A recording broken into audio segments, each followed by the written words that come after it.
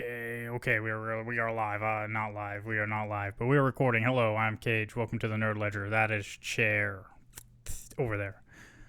How's it going? Good. How are you? I'm good. I am busy person these days, working all the time. I go to work and then I come home and then I do more work and then I go to bed and then yeah. And then sometimes you watch Marvel movies. Yay! Yeah. Sometimes I watch Marvel movies, like 3 weeks ago when I watched Thunderbolts, and like 2 days ago when you watched Thunderbolts. Yeah, yesterday actually. Oh, you No, wait, liked it was on Tuesday. Never mind. So it was 2 days ago. like 2 days ago. Okay, Yeah. yeah. Yeah, so Thunderbolts. I'll try to remember what I can. But yes, the Thunderbolts are not the team from Marvel Comics Thunderbolts, but it's kind of similar in some ways. Those Thunderbolts are named for Thunderbolt Ross, aka Harrison Ford's character in Captain America, aka the Red Hulk. Not so in this show. In this movie, these Thunderbolts are named from Yelena's kids' youth soccer team, who were terrible. With an asterisk. We'll get to the asterisk at the end. Mm. But yeah, anyway, we'll jump into this. We'll say spoiler warning and all that stuff. So if you haven't seen Thunderbolts and you don't want to be spoiled, you should probably stop listening, because we're gonna talk about it in depth with all the spoilers. So yeah.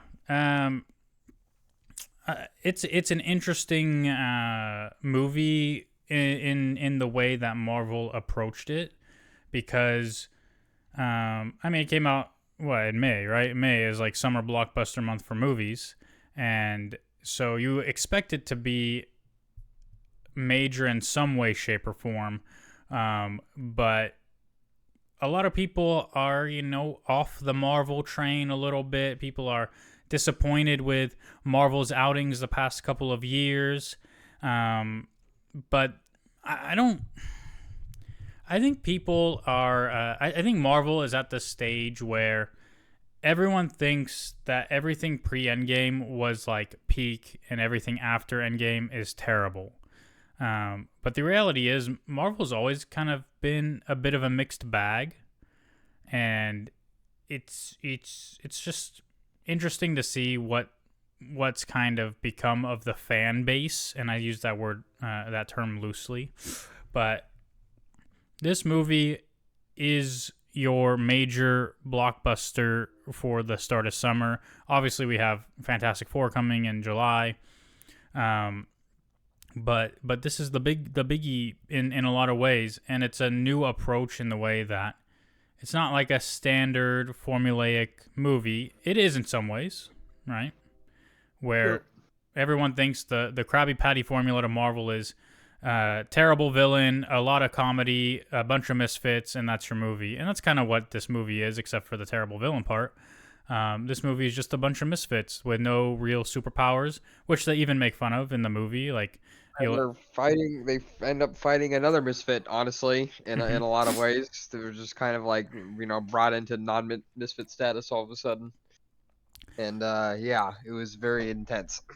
Yeah, yeah, and they did something that I'm a fan of, but a lot of people aren't really fans of, I think. But they reappropriated certain characters to fit a story, and I think that's really important because, like, you don't have to give viewers a comic book accurate version to a T of Sentry. You don't, and they Mm. didn't, and that's okay because they gave you a Sentry that suited the story, that they could build a story around, right?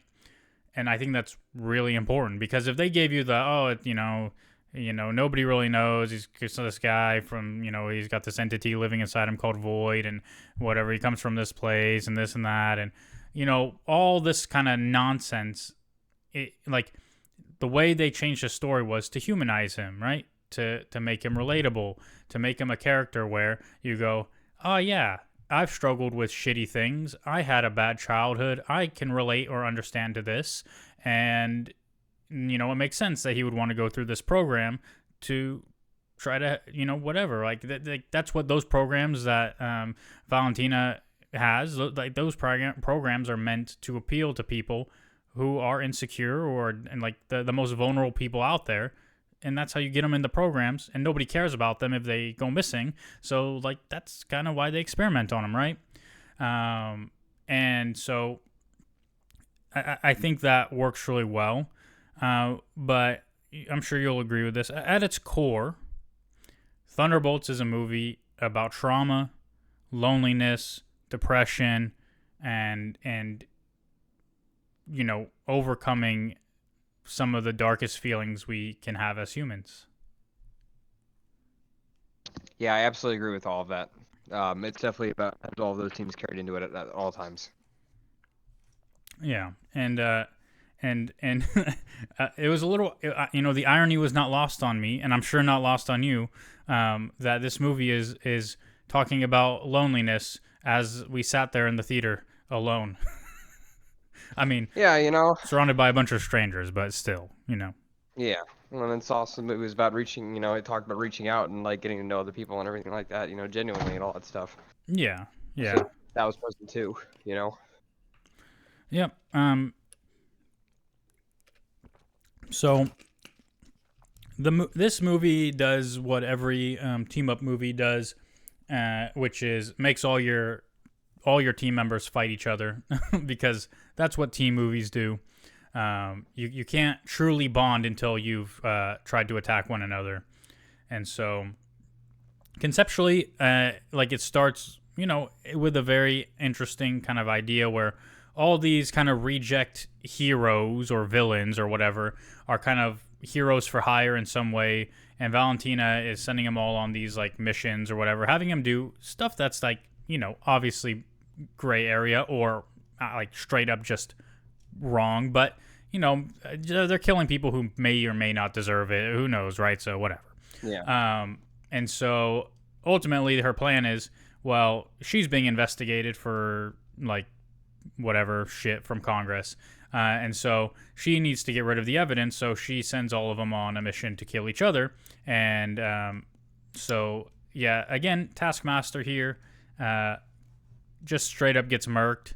And I know people are real upset that they wasted Taskmaster, but people were upset about Taskmaster in Black Widow being a woman, and now they're upset that that character has been killed for some reason. So they didn't like the character's inception anyway, and now they're mad that they killed the character and wasted them. Well, you thought they wasted them before when they put him in Black Widow. So I don't know what to tell those people, but hey, yeah, apparently they're not fans of Taskmaster over there at Marvel Studios.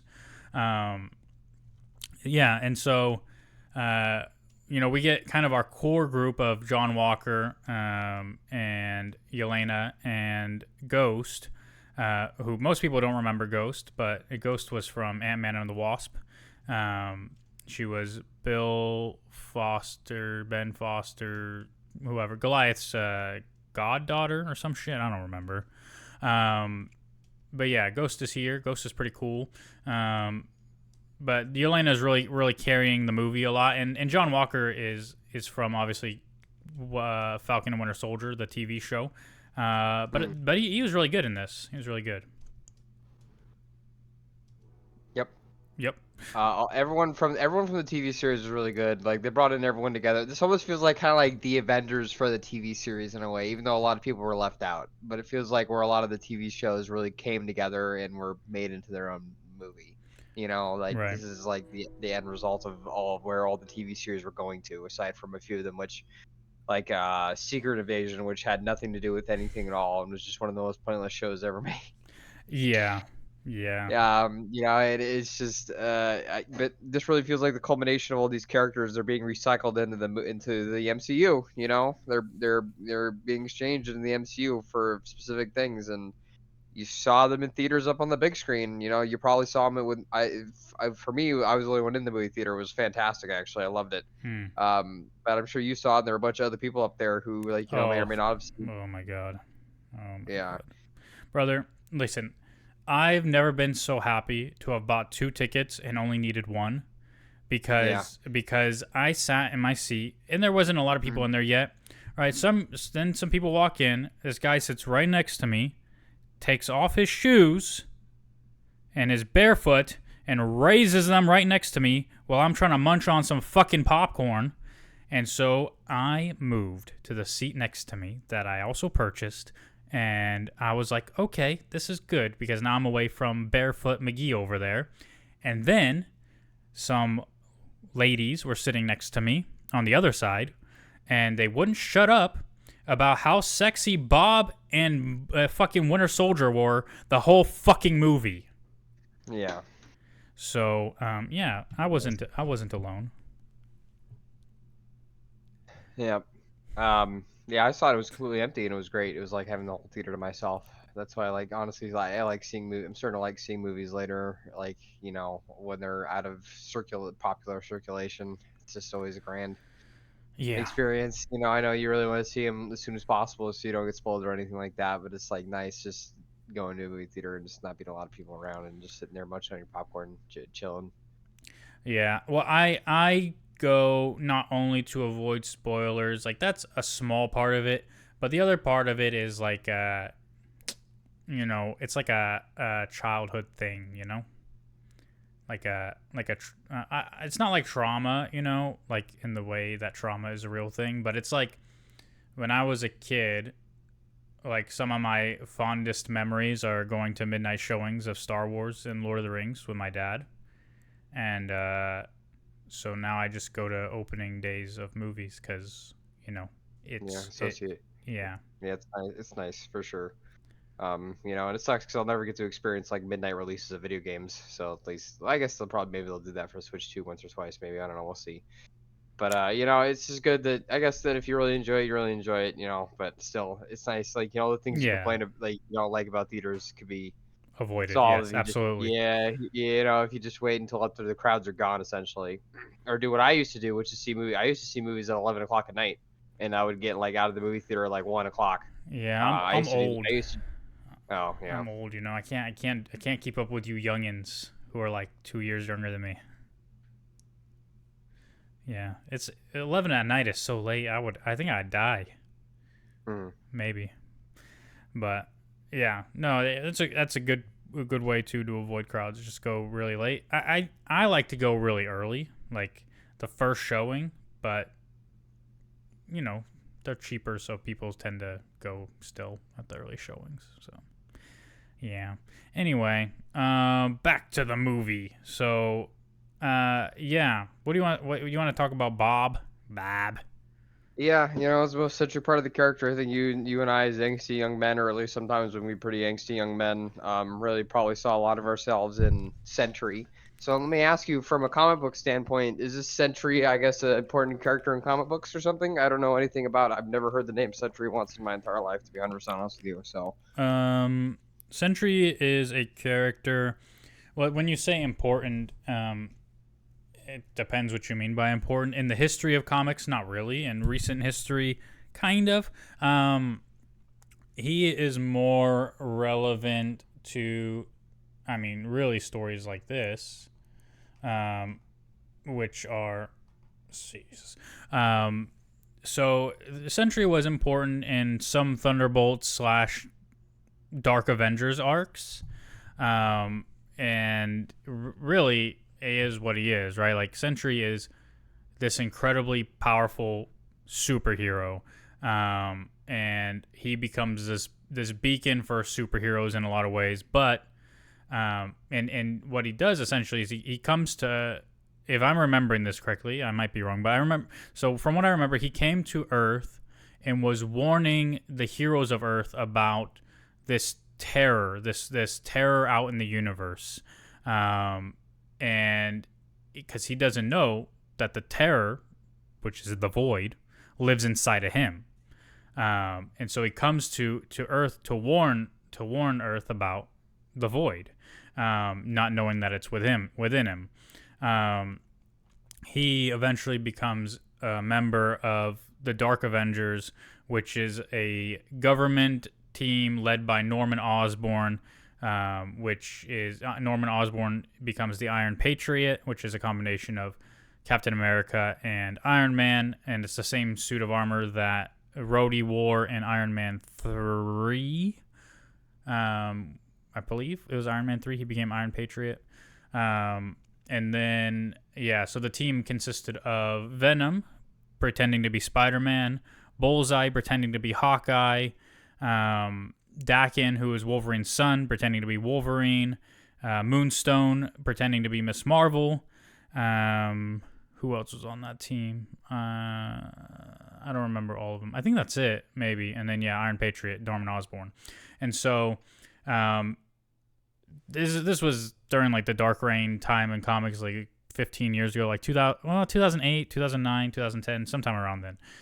Really interesting stories, really funny because like these are villains trying to pretend to be heroes, and they're really bad at it. Like Bullseye like saves some old lady who's getting her purse stolen, and then like then like she thanks him, and he ends up like killing her on accident. And so like it's like really goofy, but it's also pretty interesting.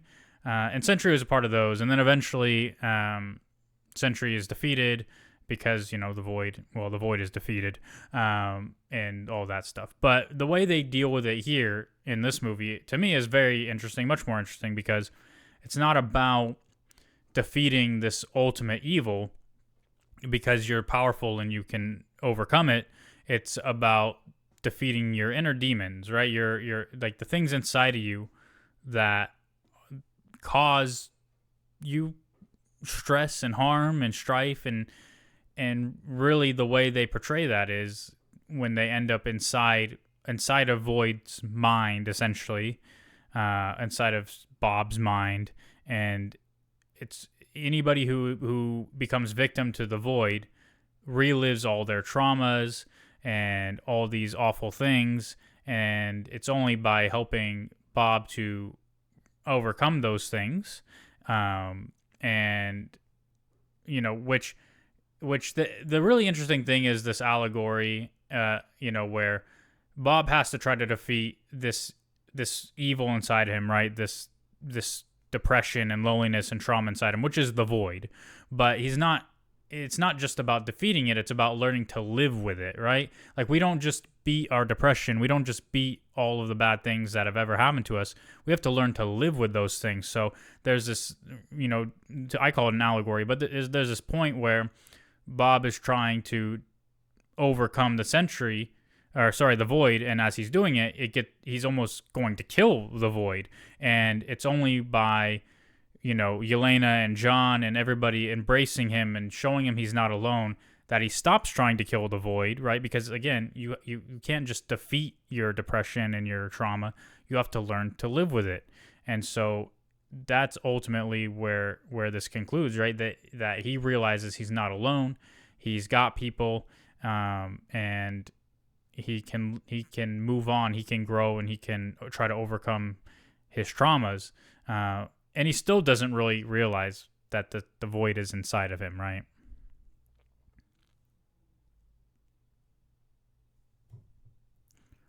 Right. I don't. Well, yeah, and I don't know. I feel like it's a little more certain than that. I think the ending was pretty, dedicated and direct. Maybe they'll work on his character a little more as like we get. I assume the Thunderbolts are gonna appear again. I only stayed for the one post credit scene. Oh, you didn't stay for like the 3-minute long one? At the very end? No, Yeah. I didn't think there was one, to be honest with you. Yeah. I didn't. I was, because there was already one post credit scene, so I thought, okay, why do they have two? Like, Ooh. why do they always need to have so many fucking post credit scenes? I hate this shit so fucking much. I hate it. Wow.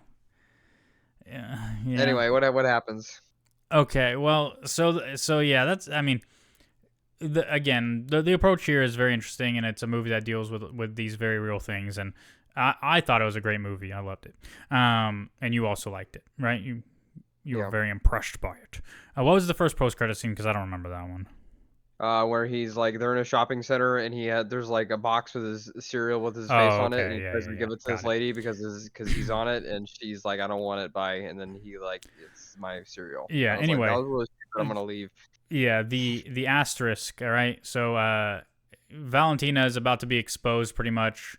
and she thinks quick on her feet, and she unveils this team not as the Thunderbolts, but as the new Avengers because she bought Avengers Tower anyway.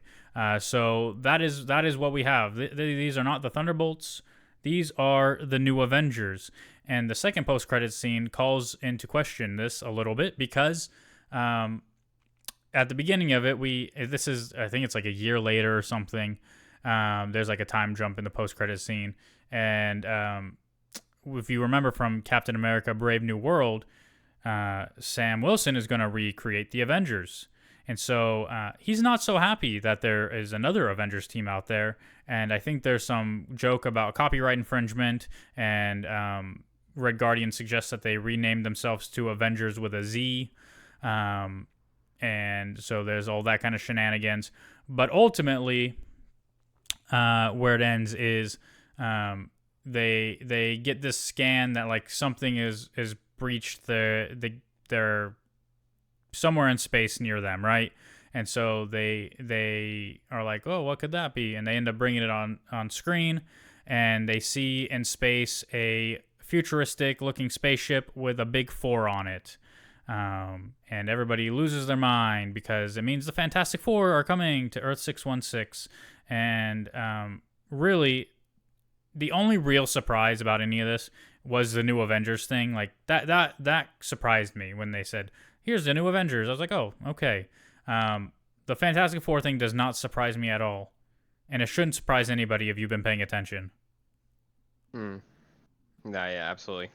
Like, we knew,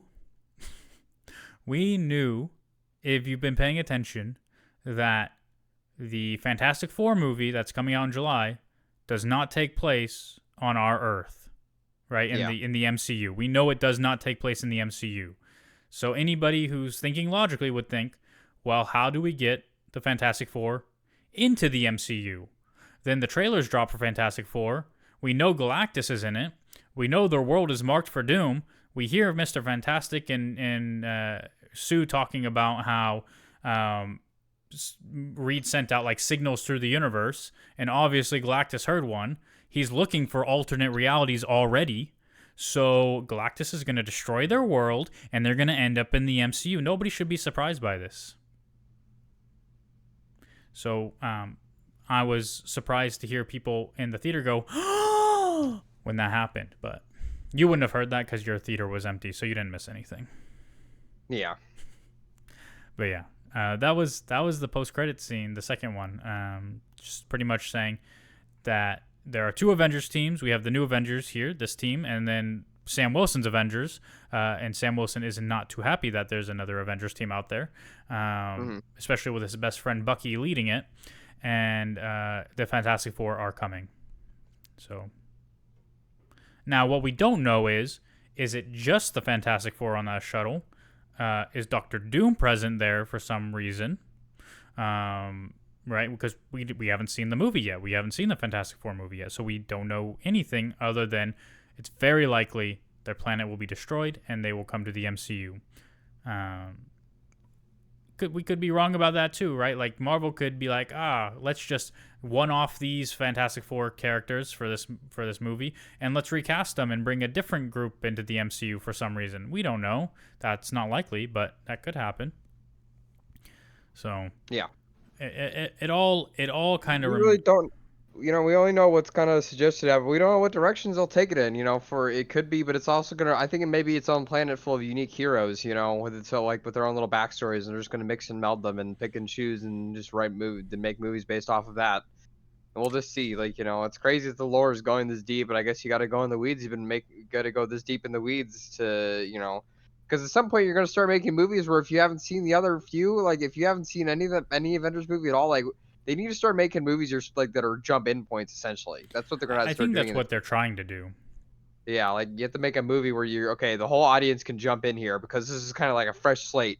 And then we're going to do our own thing we're going to make 6 or 7 or 8 movies that are all connected to starting from this fresh slate, and then we're going to do it all over again, I guess you could do that if comic book movies are like enough of a machine to keep themselves keep themselves like a printing press for this long. It's just gonna be like this, I don't think they're gonna be the big summer blockbuster forever. I feel like we haven't seen one of those in a while, But I feel like it's just they're gonna keep checking these movies out like as long Oh, as possible. I think they're hoping Fantastic Four will be a blockbuster. Yeah. And on the DC side, right, Superman, right, like that's massive. To get a Superman movie. So and there's a new trailer for that. I didn't watch it because once the first trailer drops, I watch it and then I stop watching things because they put way too much shit out there, too much marketing around all these things. So, Yeah.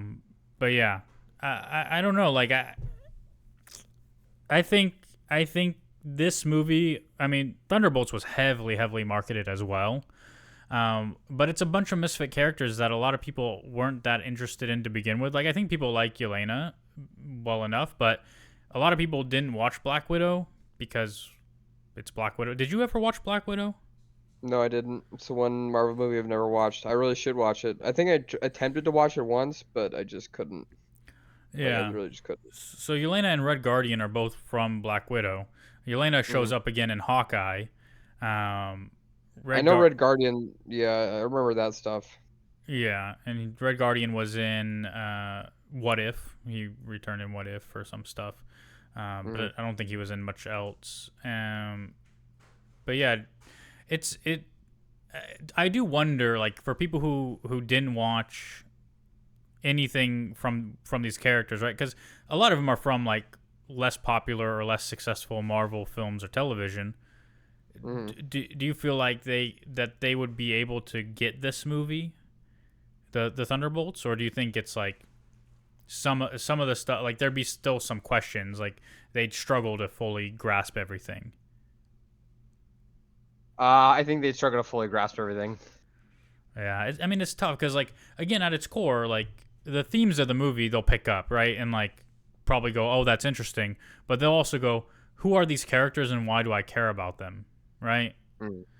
Like because the movie doesn't do a great job of introducing a lot of these, like Ghost for one, like you just assume it's a new character if you've ever seen Ant-Man and the Wasp, right? Um, Taskmaster doesn't make it very long. Yelena, like you know, Florence Pugh is really good, and she really carries the movie well. Yeah, she does. So like her acting and charisma is enough to keep you engaged even without fully knowing all of her backstory. And they only really give you one piece of her childhood trauma. Like I don't know if people fully would grasp that she was like really what's her face, Black Widow, Black Widow's sister, right? And that she also grew up in the Red Room and faced all those traumas. And so like we get some of it, but like so much of the backstories of these characters are important because to their core, like they can understand and relate to Bob because they've all experienced some trauma, and had shit lives and are don't know what they're doing. They like this is a feeling that most like people in their teens, late teens, 20s into their 30s feel, like this sense of like what is my purpose and what the fuck am I doing and why do I have to suffer so much for like nothing, you know? And so, Yeah. you know, it's There's a lot so of angst in this movie. There's a lot of it's very angsty. Like his whole void form is incredibly edgy. Well, it's classic edgy. He's just covered in shadows and his only red eyes and everything like that. And like he gets killed and then like it's a classic thing where the eyes open again and it's like he's like just talking about don't you want to give up? Don't you know how useless it is? Oh, mm-hmm. like being very nihilistic and very depressed and all that stuff. Yeah, And yeah, and I think that appeals towards depression. There's that would appeal to them a lot, and other people too that are just dealing with a lot. Absolutely, and I think that's why this movie hit home with a lot of people and will continue to grow in popularity. It's because I think mental unwellness is very much in the narrative right now, and I feel like if you make movies about them, that they're going to appeal to a lot of people. I yeah, think that's yeah. yeah. You wonder, like, I guess what my wonder is, does it hit as hard if people don't fully know these characters from other things, right? Like, do they do a good enough job in this movie portraying and conveying that like all these characters had shit lives, right? Yeah. Like they do a little bit, but like, would it be more impactful if you had the full understanding of it all? I guess is the question, right? Because like John Walker, if you didn't watch Captain America or not Captain America, Falcon and Winter Soldier, you don't really know his story that well, right? You know only in this movie that like he's kind of a piece of shit and his wife left him, right? Like they're separated. Yeah. Like you don't really know like that he ended up taking the super soldier serum and became a rage monster and like straight up murdered some dude in cold blood and then got like dishonorably discharged, even though all he's ever tried to do is really serve his country. And Yeah. you know, It's a very interesting. He has a very interesting set of problems, I think. Like, because he's like a soldier type, I think it's very unique. yeah. I mean, and again, Taskmaster just gets straight up fucking murdered. So like, you don't even like really know. Like in this movie, like there's no indication of how shit her life was, other than I think Yelena maybe mentioned it at some point during Well, the she was movie. another Red Room. She was another Red Room Yeah, soldier, so she was yeah, like a tortured 12-year-old girl, essentially. yeah. She was the daughter of the guy who ran the Red Room, and yeah. So, and then Ghost. I mean, yeah, they kind of do a little bit of it, but and then Bucky. I feel like a lot of people feel like Bucky was kind of shafted in the movie. Like he didn't get a lot of screen time. It wasn't really like an act, but like, what was he really supposed to do in this movie? You know. And Valentina's the real villain. I think she's a pretty compelling villain. And like the way she kind of like gets around things and escapes the inescapable inevitability that she'll be arrested or whatever. So, but yeah, and obviously Sentry, Void, Bob. I think they did a really good job with. I was surprised that they went there with the whole meth addict thing. Um, Yeah, and they made a joke of it too, which is even funnier. yeah, yeah. But yeah, I mean, top to bottom, very good movie. And like I said, with like Phase 5, like people like to make out that everything after Endgame was like dog shit, but there was a lot of hits after Endgame. I mean, Guardians 3 for sure, like it's probably one of the best post Endgame movies. Thunderbolts is up there. Wakanda Forever is not a terrible movie. It's pretty decent. I think you and I both enjoyed the Marvels, even though a lot of people will hate on it just because it's the Marvels. Yeah, but there were some howlers in there, some not so great ones. I mean, Ant-Man and the Wasp: Quantumania is an entire waste of time now that Kang isn't even gonna be around in the future. And even at the time, people weren't too ecstatic about it. Yeah, Black Widow didn't do great. Eternals is a whatever. But Shang-Chi is also really good. That's post-Endgame. No Way Home is post-Endgame. It's like there's a lot of really good stuff out there. So, yeah. Anyway, perspective. Yep, I mean, all like, perspective. let's be honest. Like, Iron Man 2 wasn't great. Iron Man 3 wasn't great. A lot of people, when Age of Ultron came out, really didn't like it. Guardians 2, a lot of people weren't super fans of. But this is just the nature of the fan base. People hate everything, and then when they get peak, right, which is Endgame, now all of a sudden everything before that was the best, and everything after it is the worst because we love superlatives. Anyway, anything else? Yeah. Anything else you got? No, it's just like the movie's kind of an experience, Like I think we were struggling on things to say and what to like, expose about, but it's just like you got to go watch the movie for yourself to really kind of firsthand like experience the raw emotion of the acting that goes on. Like when he's beating the shit out of Void in his head, it's very intense. Then all his friends come and hug him, feels really nice and positive, and wave of emotions and good changing, and how like he obliterates people into shadow forms is pretty intense too when that's happening. Um, Also, I really enjoyed the scene when he first started to fly. We really haven't seen anything like that in Marvel yet, I don't think. Like a direct fly sequence like that, have we? I'm trying to think of what you're talking about, but I mean, when I think of characters flying, I think of Thor and Iron Man. But probably not filmed in the way that this was filmed. But I mean, they do fly. They do fly. And Captain Marvel, but And Doctor Strange, I don't know. Doctor Strange would probably be the But most like, similar. yeah, but like a true fly sequence like that, I think that's with the music kind of like almost like Superman-esque, you know? Yeah, that's true. Um, well, yeah, I mean, it's supposed to be like, he's supposed to be like this kind of golden god kind of character, right? That like is coming down as like a god figure to save us, and then he becomes the Void, and starts just. You think he's killing people, but he's really just banishing them to the shadow realm in some way, shape, or form, which in this case is like the confines of your own mind, where like you're trapped in rooms, which is really an interesting concept because it's something that I thought of conceptually a long time ago. Is like this idea that life is a series of conversations in rooms, right? Kind of thing, like, and because this was something I was thinking about when I was trying to write some music. I was like, well, like this idea that life is this series of sitting in a room or talking to someone in a room or doing something in a room, but it's just a series of rooms. And they kind of did that like with your mind, right? You're in a room, but the room is an experience from your past. And so Yeah. yeah, very interesting.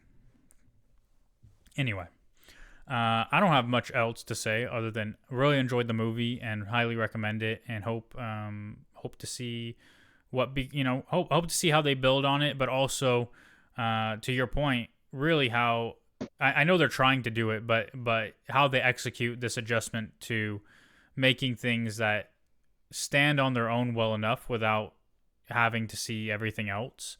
And I know they're doing this quantity or quality over quantity thing. So we'll see what happens with that. I mean, we do still have Ironheart coming out in late June. So it's another Marvel series, the second one this year after Daredevil. So, but I don't know what else is after that, to be honest. So, yeah. Anything else?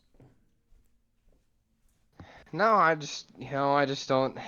I'm excited. It's like we got Superman and Fantastic Four back to back. That's gonna be like a big summer blockbuster. So I guess we'll just wait and see what happens, and if they're gonna do anything big. Like, it's weird because they didn't do anything too crazy big in this whole like sequence of, like, they didn't do anything to change the balance of power in the MCU. So I'm just excited to see what they're gonna do in Fantastic Four that'll like really change things if they do anything really new. They're willing to kill off that character pretty directly, so I wonder if they're willing to kill off other characters pretty directly like that as well. So we'll just have to wait and see. Yeah. I don't think Fantastic Four will necessarily do anything to change the quote unquote balance of power other than bringing them into our universe at the end.